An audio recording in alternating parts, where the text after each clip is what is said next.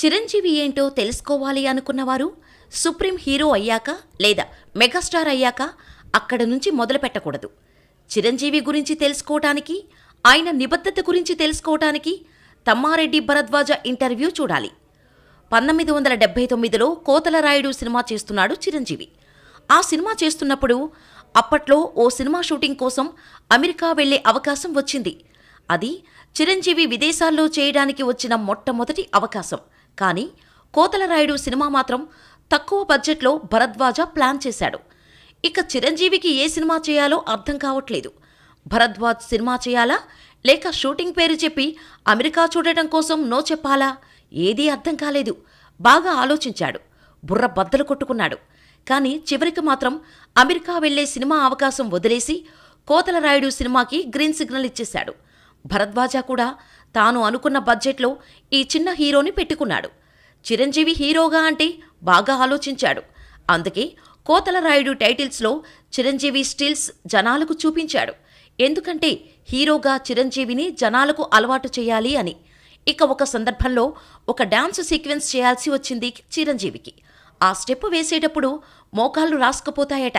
మరి ఎలా? ఆ రోజుల్లో నీ ప్యాడ్స్ విదేశాల నుంచి తెప్పించాలి. కానీ అప్పుడు తెప్పించే పరిస్థితి లేదు. కానీ చిరంజీవి మాత్రం అలాగే నీ ప్యాడ్స్ లేకుండానే స్టెప్పులు వేయడం మొదలుపెట్టాడు. ఓ మోకాలు రాసుకుపోతుంటే డాన్సు వేస్తూ అవస్థపడుతూ రక్తం కారేదాకా కష్టపడి ఆ మూమెంటును పూర్తి చేశాడు. That is megastar. ఆయన ప్రయాణం మొదలుపెట్టిన రోజుల్లో జరిగిన ఈ ఒక్క సంఘటన ఉదాహరణ చాలు ఒక మనిషికి ఎంత నిబద్ధత ఉందో చెప్పటానికి. ఇకపోతే 1980లో చిరంజీవి వివాహం అల్లు రామలింగయ్య గారి కూతురితో జరిగింది. అది కూడా స్వయాన అల్లు రామలింగయ్య గారి చిరంజీవి టాలెంట్ని, డెడికేషన్ని గమనించి కెరీర్ ప్రారంభంలోనే వెతుక్కుంటూ వెళ్లి తన కూతురిని ఇచ్చారంటే అల్లు రామలింగయ్య ఆ రోజుల్లో ఎలాంటి నిర్ణయం తీసుకున్నాడో అర్థం చేసుకోవచ్చు. అలాగే ఆయన నిర్మాణంలో చాలా సినిమాల్లో చేసినా కూడా చిరంజీవి నిత్య విద్యార్థిలాగా ఎన్నడూ నేర్చుకోవటం ఆపలేదు. కేవలం అల్లు రామలింగయ్య వలన అన్ని సినిమాలు చిరంజీవికి వచ్చాయంటే నమ్మశక్యంగా ఉండదు. ఆ రకంగా చూస్తే ఇప్పుడు ఇండస్ట్రీలో చాలామంది పెద్దవాళ్లు ఉన్నారు. కానీ వాళ్ళ పరిస్థితి, వాళ్ళ కొడుకుల పరిస్థితి ఏంటో అందరికీ తెలుసు. అయితే చిరంజీవి ఒక సంవత్సరంలో 14 సినిమాలు చేసిన దాఖలాలు ఉన్నాయి. ఒక హీరో రోజుకి ఎన్ని షిఫ్టులు చేస్తే అది సాధ్యమో ప్రతి ఒక్కరూ ఇట్టే అర్థం చేసుకోవచ్చు. అయితే చిరంజీవి మొదట్లో విలన్ పాత్రలు పోషించాడు. ఆ తర్వాత మల్టీస్టారర్ సినిమాలు కూడా చాలానే చేశాడు. ఆ తర్వాత ఇంట్లో రామయ్య, వీధిలో కృష్ణయ్యతో మంచి హిట్ కొట్టాడు. 1983లో వచ్చిన ఖైదీతో చిరంజీవి దశ తిరిగిపోయింది. ఒక్క సినిమా చిరంజీవిని స్థాయిని మార్చేసింది. అప్పట్లో మైకేల్ జాక్సన్ థ్రిల్లర్ ఆల్బంతో జాంబీ డాన్స్ చేశాడు. అది చూసిన చిరంజీవి అది మనకు అసాధ్యం అనుకోకుండా తాను కూడా ఆ జాంబీ డాన్స్ను మన తెలుగువారికి పరిచయం చేశాడు. ఇక స్ట్రైట్ రౌడీ సినిమాతో ఒక సుప్రీం హీరోగా పాటకు స్టెప్స్ వేశాడు.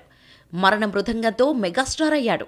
తన మాస్ ఇమేజ్కు తగ్గట్టు మధ్యలో చాలా సినిమాలు చేశాడు. కేవలం డాన్స్ వరకే కాకుండా ఒక హీరోలా కాకుండా మంచి నటుడిగా కొన్ని ఆయన ఇమేజ్కు తగ్గి మరీ సినిమాలు చేస్తూ వచ్చాడు. అది ఒక స్వయం కృషి కానీ, రుద్రవీణ కానీ తన మాస్ ఇమేజ్తో సంబంధం లేకుండా జనాలను అలరించాడు. మంచి నటుడిగా పేరు సంపాదించాడు. 1991కి చిరంజీవి ఇమేజ్ పీక్స్కు చేరింది. ఒక్క గ్యాంగ్ లీడర్తో జనాల్ని ఒక ఊపు ఊపాడు. ఆ సినిమా చిరంజీవిని శిఖరాగ్రానికి చేర్చింది. ఇంకా ఆ తర్వాత అక్కడి నుంచి చిరు ప్రయాణం చాలామందికి తెలిసిందే. ఎన్టీఆర్, ఏఎన్ఆర్లు లాంటి వాళ్ళు పెద్ద హీరోలు కావచ్చు కానీ ఒక టాలెంట్ ఉన్న హీరోని తొక్కాలి అనుకున్నా ఎవరికీ తొక్కడం అంత సులభం సాధ్యం అవదు. చిరంజీవి పైకి వస్తున్న రోజుల్లో వారి సినిమాలు హీరోగా దాదాపు తగ్గిపోయాయి. పెద్ద హీరోలు కొంతవరకు కొత్తవారిని ఆపినా కూడా వేరే నిర్మాతలు అందరూ వారి మాట వింటారని నమ్మకం లేదు. అందరికీ సినిమాల్లో డబ్బు సంపాదించాలి, కొత్త దర్శకులకు పేరు సంపాదించాలి అన్న తపన ఉంటుంది. కేవలం పెద్ద హీరోల అహం కోసం జనాలు వాళ్ళు పనులు ఆపుకోరు. అయితే అల్లు రామలింగయ్య తలుచుకుంటే ఈజీగా కొత్త సినిమాలు నిర్మించగలడు. కానీ ఎక్కడో మద్రాసులో ఉండి ఆంధ్రప్రదేశ్లో జనాలను థియేటర్లకైతే తోలలేడు. అయితే జనాలు హీరోని, దర్శకుడును చూసి మాత్రమే సినిమాకు వస్తారు. ఆ పేరు చిరంజీవి సంపాదించుకున్నాడు. చిరు కష్టము, టాలెంట్ కొంతవరకు అల్లు రామలింగయ్య నిర్మించిన సినిమాల్లో స్వతంత్రం ఉండటం వలన, ప్రయోగాలు చేసే అవకాశం ఉండటం వలన కొంత ప్లస్ అయి ఉండవచ్చు.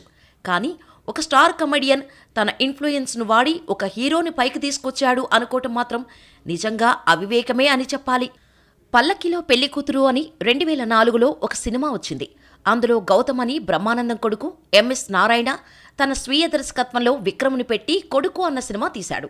దాని క్యాప్షన్ ది రైజింగ్ సన్.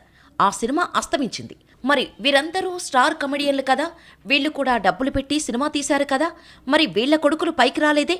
కాబట్టి సినిమా ఇండస్ట్రీలో ఒకరిని లేపటం కానీ దింపటం కానీ ఎప్పటికీ ఒకరి చేతుల్లో ఉండదు. ఎవరి టాలెంట్పై వాళ్ళు లేవాల్సిందే. మెగాస్టార్ అయినా మెగాస్టార్ మనవడైనా టాలెంట్ ఉంటేనే స్టార్. ఇది మెగాస్టార్ గురించి స్పెషల్ ఫోకస్. ఇలాంటి మరిన్ని ఇంట్రెస్టింగ్ వీడియోస్, టాపిక్స్ కోసం మా ఛానల్ని వెంటనే సబ్స్క్రైబ్ చేసుకోండి.